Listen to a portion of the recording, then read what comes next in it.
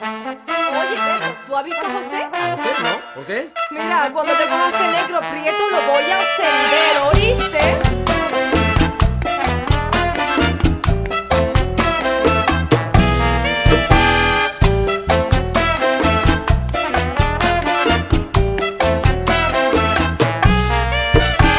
¿Dónde? ¿Dónde estabas tú? ¿Dónde? ¿Dónde? ¿Dónde estabas tú? ¿Dónde? ¿Dónde tú estabas, José Inés? Que ayer fui a buscarte y no te hallé. Te llevaste los cueros, el punto y entré. What's going on? It's the Big Rig Bull, Texas Truck Accident Lawyer Reshard Alexander here again on what I believe is a Sunday afternoon. So today I'm just going to shoot my vlog as usual. I've been doing a bit of unpacking still in the back room, getting things together, but I'm going to add a thread to this camera so that I can get a much wider angle view on this lens, because I don't think that it's really capturing everything around me. And so I ordered this little $5 thread to add my wide angle lens. I'm going to show you in a second. Give me 1 second. So this little thread or step up ring, I guess, will allow me to add this $15 wide angle lens on it. Usually the wide angle lens for these Panasonics is about $200, but I found a wide angle lens through Vivitar that's about $15. So you see me now. This is the little Vivitar lens. It costs 15 bucks. So I'm going to turn this off, and I'm going to add this lens cap. This wide angle adapter, and let's see how much wider it makes the shot. Alright, so now the $15 Vivitar lens has been added to the I guess the lens that usually comes with the Panasonic G7. So as you can see, it gives you a much wider view, because I couldn't see all this stuff over here initially, and I think this will help when I am shooting my board sessions. It should be able to make it so that you can see the entire board with no problem. So now that I've done that, I'm going to go upstairs and see if I can go ahead and shoot this board session for today, and that is it for today's vlog. All right.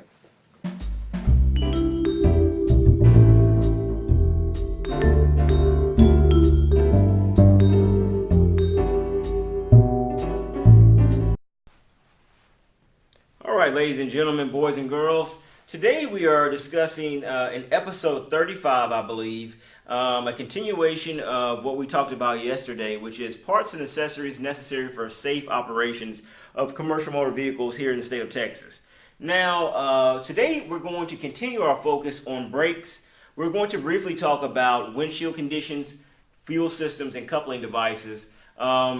However, like I said, I have to apologize in advance for the lighting of this particular video. As I said before, I'm not carrying those lights and everything up those stairs and all the way back here to this little conference room to shoot this video. I do have a dry erase board in my office now, and I plan on installing that in this next week. The lights are already there. The setup is already there to shoot perfect videos, I believe, in my office. So I will try to get that going sometime this week, after the July 4th holiday. So with that said, let's jump right into brakes and breakaway trailers. The first topic is breakaway and emergency braking. So the thing about it is this: a tractor trailer or a commercial motor vehicle must be able to maintain control of a trailer equipped with brakes in the event that the trailer breaks away from the towing vehicle. This sounds like common sense. I think it's common sense to anyone that would read that. Trailers have to have some type of breakaway brake feature, just in case they jump out of that fifth wheel somehow magically, or you lose that load on the road. The trailer or the tractor trailer must be capable of activating the emergency features of the trailer brakes manually and automatically. The main thing that you need to understand in all this is that there has to be some type of connection between the actual, the power unit or the tractor trailer and the trailer itself. There has to be some way for the driver to be able to activate those brakes on that trailer. All right. The brakes must apply automatically when you're towing. When the towing vehicle air supply pressure goes somewhere between 20 and 45 psi. Additionally, manual control is operable by the driver from the driver's seat with the seat belt in use. So what you see right here is that you have to have the means to have a manual and automatic way to activate those brakes on a breakaway trailer, right? Breakaway brakes required on each trailer and must remain in the applied position for at least 15 minutes. So like I said before, every trailer pretty much has to have brakes on them. And if they do break away for whatever reason, those brakes have to stay on that system or on that trailer for 15 minutes. All right. Now, when we're talking about brake tubing and hoses, that's going to be covered in 393.45. And I'm sorry, I may not have mentioned this, but the breakaway trailers and the brakes, emergency brakes, are covered in 393.43. But we're going down now to 393.45, and we're talking about brake tubing and hosing. All right. So basically, I didn't really want to go too deep into that. It's 5 things that you kind of need to know that are going to be examined in the event that there is some type of braking issue with the tubing or hoses. If there's a cut hose or something like that, brake fluid all over the roads. One of the things that you should be looking at, or the 5 things you should look at for the brake tubing, is the design and construction of the brake tubing, the installation of the hoses or the hose, the length and flexibility of the hose, because if they have not been regularly serviced, those braking tubes are going to harden over time. The other thing is protection against mechanical damage and protection against any high temperatures. So the tubings should not, or the hoses should not be around any parts that are going to make them overheat or burn them somehow, and open a hole in them. It's common sense, really. Moving on to brake warning devices, 393.51. This is another common sense thing, but it's just something that, like I say, if you're handling a truck accident case, or if you are a truck driver or an owner operator or a motor carrier, this is about safety. Everyone that is in the transportation or trucking industry needs to know these things. So this is why I like to talk about it. Plus, it's interesting to me. I love this stuff.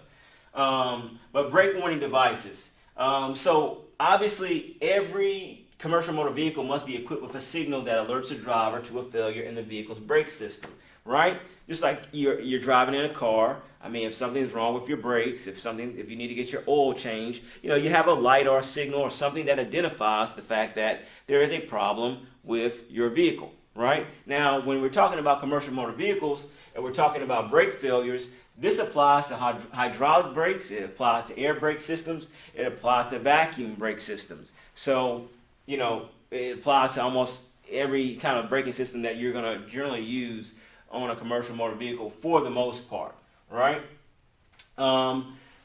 Very briefly, we're going to talk about automatic brake adjusters. This is covered in 393.53. This is kind of old, because it's still applicable, but I think at this point, because these dates are so old, pretty much the whole industry should be abiding by these. Pretty much so. If you have a commercial motor vehicle that was manufactured or sometime between after October 20th, 1993, and it's a hydraulic brake system, you have to have an adjustment system that follows the Federal Motor Vehicle Safety Standards of number 105, right? if you have an air brake system and it deals with air brake systems after October 20th, 1994, you have to follow the Federal Motor Vehicle Safety Standards of number 121. And it's the same thing for if you are equipped with an external automatic adjustment mechanism that deals with an air brake system. You still have to follow the Federal Motor Vehicle Safety Standards number 121. Okay, so I mean that's, like I said, that's pretty easy to understand. And the next subject is the anti-lock brakes, which is covered in 393.55. Truck tractors manufactured on or after March 1st, 1997. Obviously, you have to have anti-lock brakes. Air brake single unit trucks, buses, and trailers, including converter dollies, manufactured on or after March 1st, 1998. And hydraulic brake trucks and buses manufactured on or after March 1999. So a lot of these systems, a lot of these things have been put in place. They have been in place for some time now. So you would pretty much figure that every type of commercial motor vehicle out here that is operational is probably going to be abiding by these. If it's not, then probably going to have a big problem on the hands of that owner, operator, or motor carrier. The other things that I wanted to cover very briefly was the windshield condition, which is covered in 393.60 and through 393.63. Pretty much, your vehicle has to be free of discoloration or cracks. And we're talking about from the top of the steering wheel to within 2 inches of the top of the windshield. So, that whole visibility thing as far as being able to see out the windshield, you can't have any cracks, discoloration, anything like that in the windshield for the most part. And if you do have that issue, then you're probably going to be dealing with an inspection issue sooner rather than later, so get it fixed. The next thing is fuel systems, 393.65 through 393.69. Okay, so when you're talking about fuel systems, I mean, everybody knows what a fuel system is, I think, for the most part. You put your gas in it, it powers the car, everything like that. But let's go over this very quickly.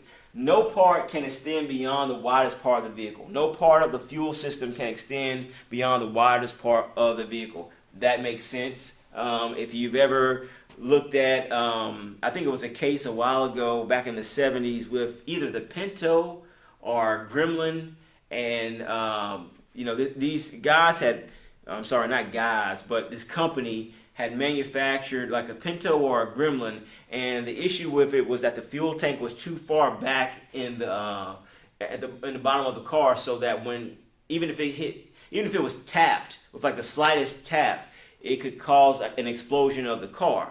And so what these car manufacturers or the car company did was, instead of just recalling all those vehicles, they basically sat in a boardroom and said, well, we can keep selling these cars and make how much money, or we can recall them and lose a ton of money. So we'll just leave them out there on the market, and we know that people will die from them, and we'll just pay those families out that die. Now, that's crazy, but that's how some of these people operate. So luckily we have a law in place that says, hey, you cannot have a part of the fuel system outside of the widest part of the vehicle. And I think we can thank Ralph Nader for that type of legislation, because he was like the main guy who spearheaded car safety in the 70s and 80s, I believe.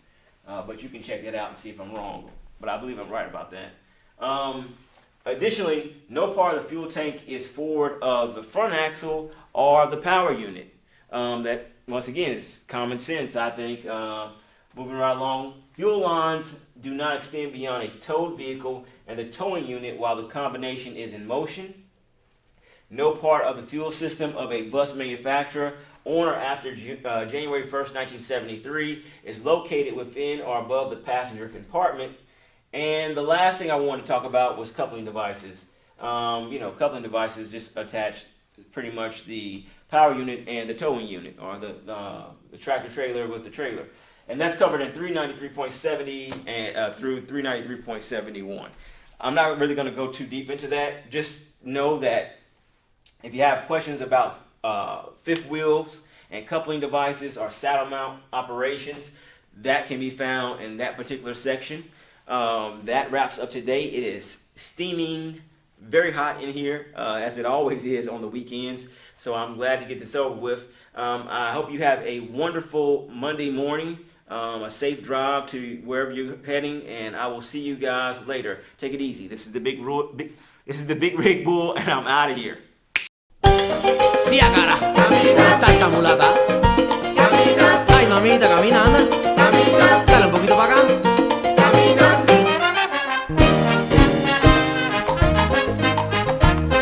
Camínala.